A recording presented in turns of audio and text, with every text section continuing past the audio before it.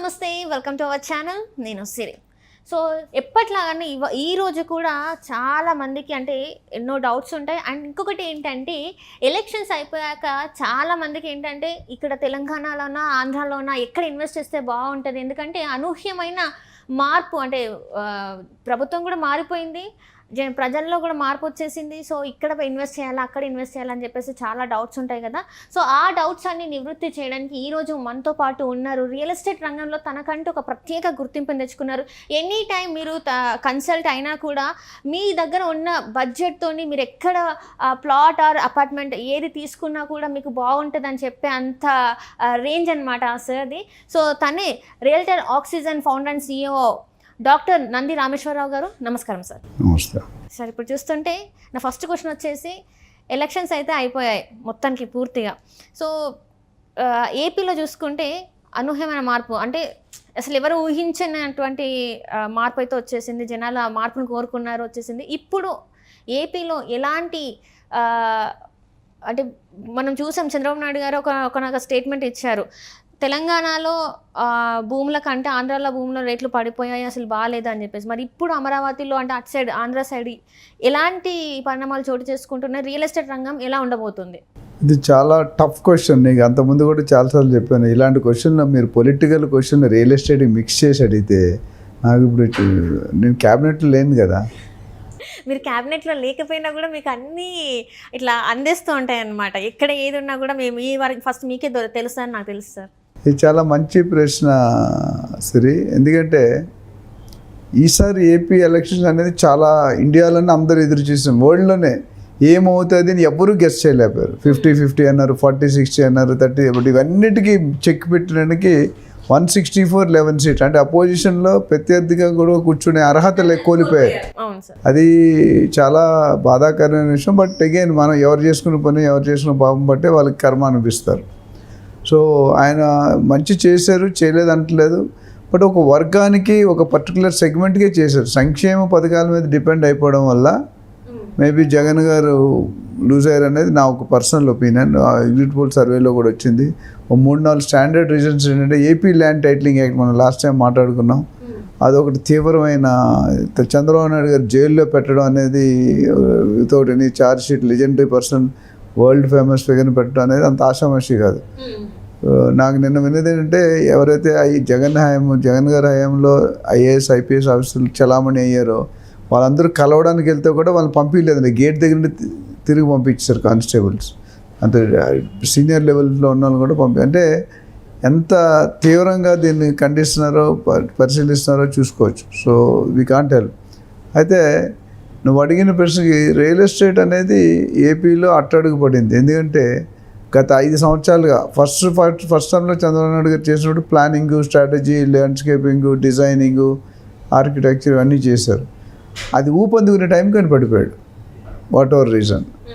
So దాన్ని అమరావతి క్యాపిటల్గా project చేసి భూములు అందరూ చాలామంది జనరల్గా ఏమవుతుందంటే మార్కెట్లో అందరికీ తెలిసింది వచ్చి నేను రిపీట్ చేస్తాను, ఏదైనా ఇది ఏపీ అనేది తెలంగాణ కదా, ఎంటైర్ స్టేట్లో ఎంటైర్ కంట్రీలో కూడా అదే. ఏదైనా ఒక ఏరియా డెవలప్ అవుతుందంటే అంతకుముందు ఇన్నర్ సోర్స్లో పబ్లిక్ బడాబాబులకి, రాజకీయ నాయకులు, సెలబ్రిటీస్, స్పోర్ట్స్ స్టార్స్, లేకపోతే ఇండస్ట్రియలిస్ట్ వీళ్ళందరూ ఉంటారు కదా, ముందే బల్క్లో ల్యాండ్ కొనుక్కొని పెట్టుకుంటారు.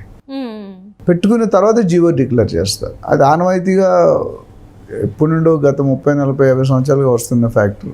సో అమరావతిలో కూడా అదే జరిగింది. చంద్రబాబు నాయుడు గారు ఇన్నర్ సర్కిల్స్లో వాళ్ళు డెవలప్మెంట్ తెలిసి అమరావతి క్యాపిటల్ అవబోతుంది అనుకున్న తరుణంలో అందరూ హెవీగా ఇన్వెస్ట్ చేయడం జరిగింది. అంటే చాలా పీనట్ రేట్స్లో కొనుక్కున్నారు. దాని తర్వాత ల్యాండ్ పూలింగ్, రైతులు ఎవరైతే భూమి ఇచ్చారో అమరావతికి వాళ్ళు. మీరు చూస్తుంటే కనుక జగన్ గారు వచ్చిన తర్వాత దాదాపు సంవత్సరాలు మొదటి నుండి చివరి దాకా కూడా ఈ లేడీస్ ఎస్పెషల్లీ అమరావతి రైతులు ఎవరైతే ఉన్నారో వాళ్ళందరూ కూడా సంవత్సరాల తరబడి సాక్రిఫైస్ చేసి స్ట్రైక్ చేస్తూనే ఉన్నారు. ధర్నా ఎంతోమంది ప్రాణాలు కోల్పోయారు. అది చాలా విషాదకరమైన విషయం. ఎందుకంటే అది అంత కరెక్ట్గా జరగలేదు. అది ఏదో వాళ్ళకి సొల్యూషన్ చూపించుంటే బాగుండేది. సో అదొక మెయిన్. ఇవన్నీ చూసుకుంటే ఇప్పుడు చంద్రబాబు నాయుడు ఏ స్టేజ్లో ఉన్నారంటే, నేను ఇందాక కూడా మన పొలిటీషియన్తో మాట్లాడుతూ చెప్పాను, ఆల్రెడీ 12-13 లక్షల కోట్ల అప్పు ఉంది ఏపీకి. అవును సార్. ఇది కాకుండా జగన్ గారు ఏవైతే స్కీమ్స్ సంక్షేమ పథకాలు పెట్టారో అదొక 70-80 వేల కోట్ల మేరకు ఉంది సంవత్సరానికి, అన్నీ కరెక్ట్గా అమలు పరిస్తాయి. పబ్లిక్ అకౌంట్లో బటన్ నొక్కితే డబ్బులు పడే కార్యక్రమాలన్నీ కూడా 75-80 వేలు ఉంది కోట్లు. అది కాకుండా చంద్రబాబు నాయుడు గారు మేనిఫెస్టోలో పెట్టింది 1,20,000 కోట్ల పైన ఉంది, రఫ్గా ఒక 5% రిటర్న్ ఉంది. అంటే 1,20,000 కోట్లు ప్లస్ 80,000 కోట్లు 2 లక్షల కోట్లు సంవత్సరానికి కావాలి. 5 సంవత్సరాలకి ఎంత కావాలి? 10 లక్షల కోట్లు. ఆల్రెడీ 12 లక్షల కోట్లు అప్పు ఉంది. అంటే మనం ఎంత డెప్త్లో ఉన్నామో నీకు అర్థమవుతుంది. సో స్టేట్ని ఫ్యామిలీని నడపాలంటే హెడ్ దగ్గర, ఫ్యామిలీ హెడ్ నాన్నగారు తాతగారు ఎవరుంటే వాళ్ళ దగ్గర డబ్బులు ఉంటే కదా ఫ్యామిలీ అన్నం తిని పడుకునేది. 5 ఏళ్ళు నోట్లోకి వెళ్ళాలంటే చాలా, ఇప్పుడు ఆ స్టేజ్లో లేము మనం వడ్డీ తీసుకున్న అప్పుకి వడ్డీ కట్టడానికి మళ్ళీ అప్పు తీసుకునే స్టేజ్కి వచ్చాం. ఇండియా కూడా ఒకప్పుడు పివి నరసింహారావు గారు, మన్మోహన్ సింగ్ గారు ఉన్నట్టు అదే స్టేజ్ ఉండేది.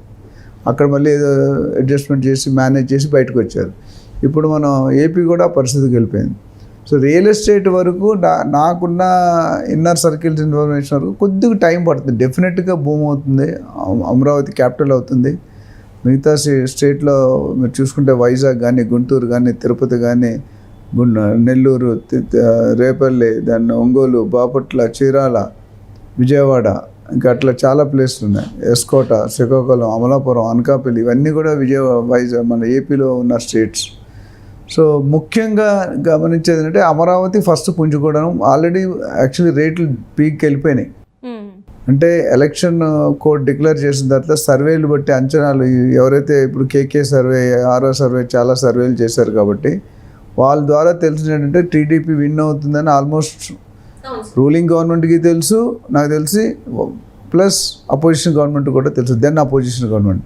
సో అప్పటికే వాళ్ళందరూ సీట్లు సర్దుకొని బ్యాగులు సర్దుకొని రెడీగా ఉన్నారు. ఇవాళ కదా రేపైనా వెళ్ళిపోవాల్సిన, బయటకు చెప్పలేదు. ఎందుకంటే as a leader of the state leader we cannot accept certain things in పబ్లిక్లో యాక్సెప్ట్ చేయలేం. బట్ వాస్తవం అంటే ఎస్పెషల్లీ ఎగ్జిట్ పోల్ తర్వాత clear indication TDP is going to sleep.